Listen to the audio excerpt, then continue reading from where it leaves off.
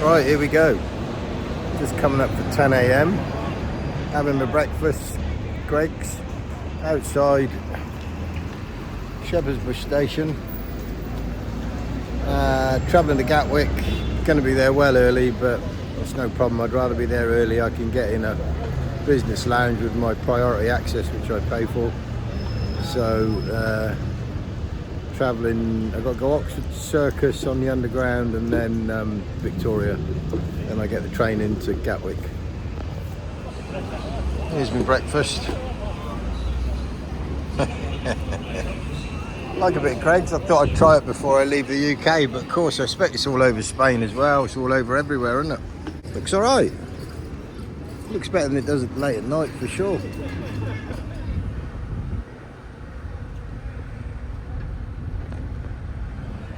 So yeah, as you saw from my video, I didn't bother doing the underground up and down stairs and elevators with 2 cases. I got in a black cab. It cost me quite a lot, 23 quid I think, but do you know what? It's well worth it. I'm here with no stress. I haven't popped my knee out, and I got a train going 10:59 to Brighton.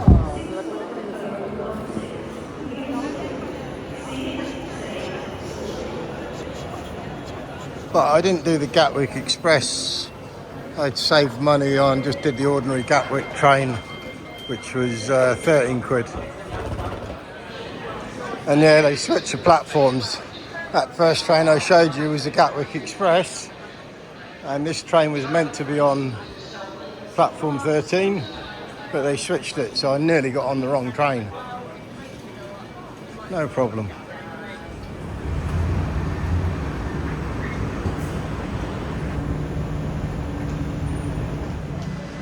Right, Gatwick Airport. Made the first bit. For some reason I thought the train finished at Gatwick Airport, but it didn't. It carried on. Luckily, everybody's on there with cases, and I'm assuming they're getting off at the airport, and they didn't. So it's another hassle with travelling, isn't it? If you get it all wrong. But airport terminals, got to be going the right way now, haven't I? Get out the train station. Check these bags in. So I'm on British Airways. It's a Vueling plane, I believe. Checking in gates A to C. I've already got my boarding pass, so I just have to do my cases, and I've done that before with Vueling. Me and Scarlett, I think. Me, Scarlett and Dylan, we went to maybe Turkey or somewhere on a Vueling flight. No, it wouldn't have been Turkey, would it? Would have been Gran Canaries. So yeah, with the Vueling, if you've got your boarding pass, you just need to do your bags. So get these boys with their cases. Self-checking. That's what I need. Check the bags in. Away we go. Next stage now. No fast track, got all the time in the world. No special assistance, not got my grandson with me. Got no fluids, got an iPad in my carry-on. And that's it, I'm good to go. That's it, security done. Like always, you always make a few mistakes. I forgot to take my watch and my bracelet off today, so the alarm got set off. So let's talk priority pass. You can pay a yearly membership. £69 is the cheapest, and you pay £24 every time you go in a lounge. And that's generally what I do. And I've had a nightmare updating it all today. I can't do it online, and been on the phone for about 3 different times. Anyway, I've made it, and the lady at the desk, well, she was a little bit job's worth, and she's like, oh, you can't come in, you don't fly, you've got to wait 20 minutes before you come in. And this other woman come up and said, get them in, and she's put me in here. She said, I've only got pods available. Well, look what a pod is. The pod is that. So basically for 24 quid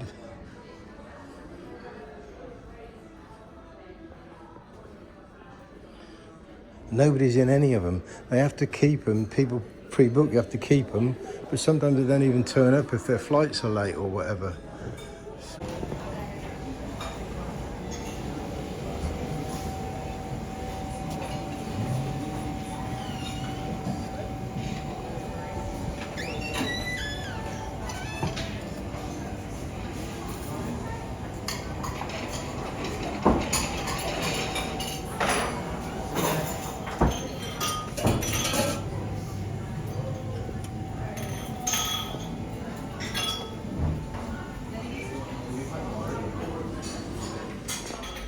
There you are, a bit of red curry. 1 glass of wine, because I'm driving when I get to the other end, so that's the only glass I'll have. I'm not driving till, I don't know, 6 or 7 o'clock tonight.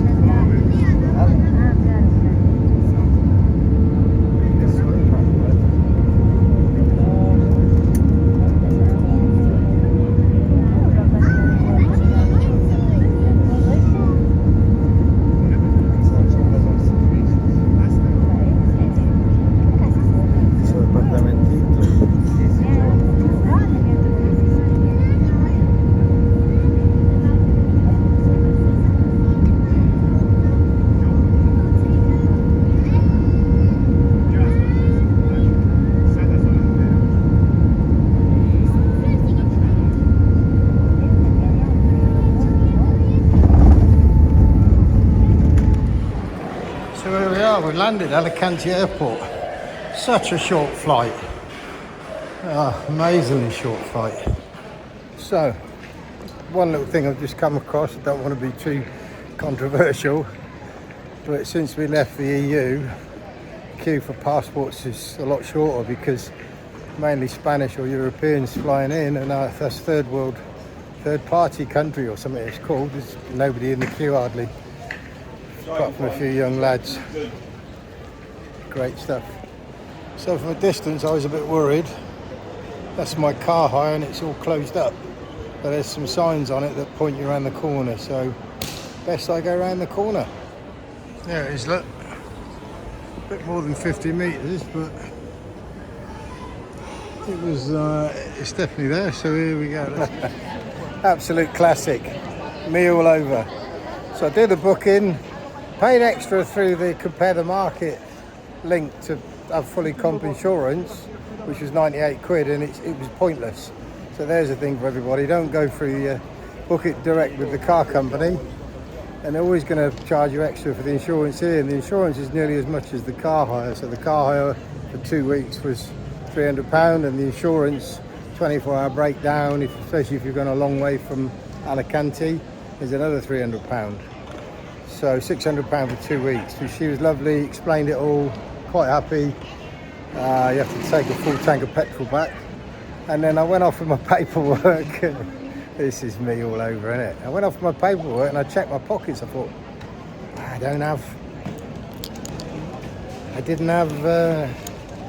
that's the company that I've used, but book it direct with them. Yeah, walked off to the car park without the bloody car key. So yeah, a little bit of advice. You walk to the end of where you come out through your security and everything. You walk to the very end, you go up one level to the first floor, and you go across a bridge which takes you over the road. Here, if you are hiring a car, any of the cars that you hire, all sorts of cars, obviously. There's the motorway out there. Number 3 is mine. Parking bay 3. You go through here and find parking bay 3 over the It's only over the entrance into the airport, to be fair. Where all the taxis are, look, if you really want to know.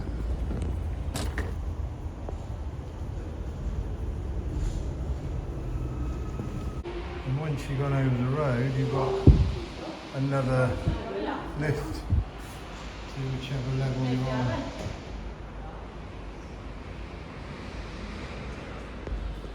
And yeah, when I said there's another lift going up, it was going down to the 3rd floor from when you walk over the road. And I'm here somewhere, look, it's record and go. Don't think you need to go in there when you're picking up. You go there when you drop your key off, when you're coming back. So we're looking for bay 350. And what's different cars there? Ooh, 350, this is getting a bit exciting now, isn't it? What car did I hire? Did I hire a little tinky one?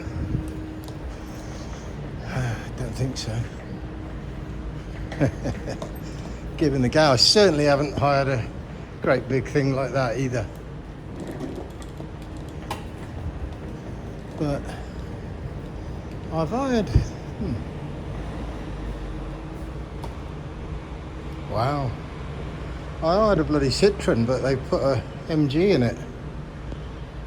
That's quite ironic, because I worked at the MG car company factory when I was a young man. My dad gave me my first job at the MG car factory. Let's see if the remote works. Have I really got an MG? I didn't think it was as big a car as this. Yes. Lovely jubbly. So, I'm really shocked and really pleased. I think the Citroen I ordered was smaller than that. It wasn't the smallest, it was more like that grey one over there. But my goodness, I've got a nice car.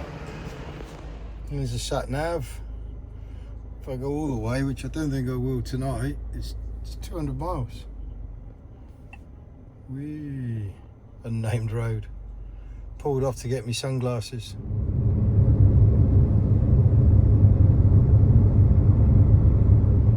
So this is the end of a long day. I was going to drive right down to Andalusia, or halfway, which is right across the middle of the country really. And it was just over 2 hours, maybe 2.5 hours. And I thought, oh, I don't know, maybe I'll only go so far. So then I changed my mind and cut across to Mil Palmeras, where my friend Max is. Yeah, so one of the problems with Mil Palmeras is very, very small, and it gets really booked up in August, obviously. So I arrived in Mil Palmeras and searched on Airbnb. Absolutely zero, zilch.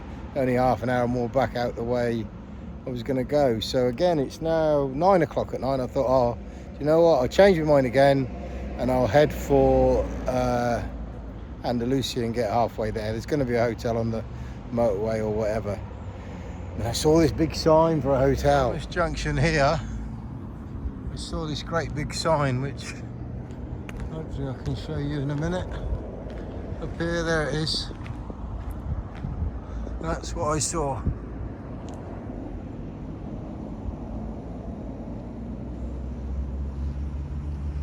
And it's a really funny little place. Single rooms are 35 quid, 35 euros. Double rooms are 75. He's only got one room left, which is like a disabled room, but someone else might want it, so he's had to ring them to see if they're going to take it. And I struck a deal with him for 60 euros because I said, well, I'm only one person, it should be 35. Not that I've got anything to argue about, because there's no other accommodation in this area. At least then tomorrow, if he's got room, I can see my mate Steve. And then I've gone to this little restaurant here, which is lovely. And they advertise meals, obviously, for the locals. Look, 17 euros. And it's 9 o'clock and it's late-ish. And she's just given me 4 options of meals, all 26 euros. Beef steak, so I'm quite happy with that, to be fair. I will take that, no problem.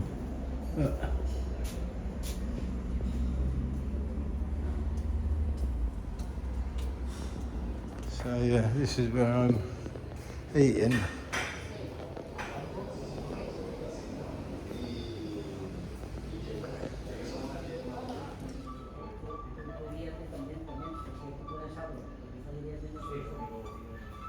Had to pop in here, I think, they find out if they've got the room or they haven't got the room. There is the meal, fantastic, very good. Mumbian, and because I've now got the room's been secured, I'm gonna have a beer with my meal.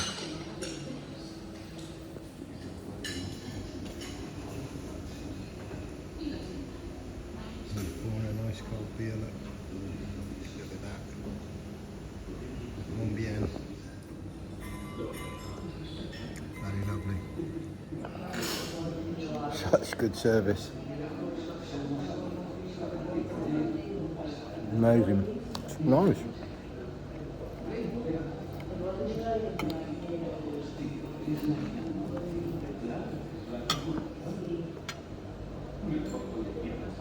But after what's been about an hour's driving, it's time to say cheers, good night. Ice cold glass, ice cold beer. Very, very well deserved.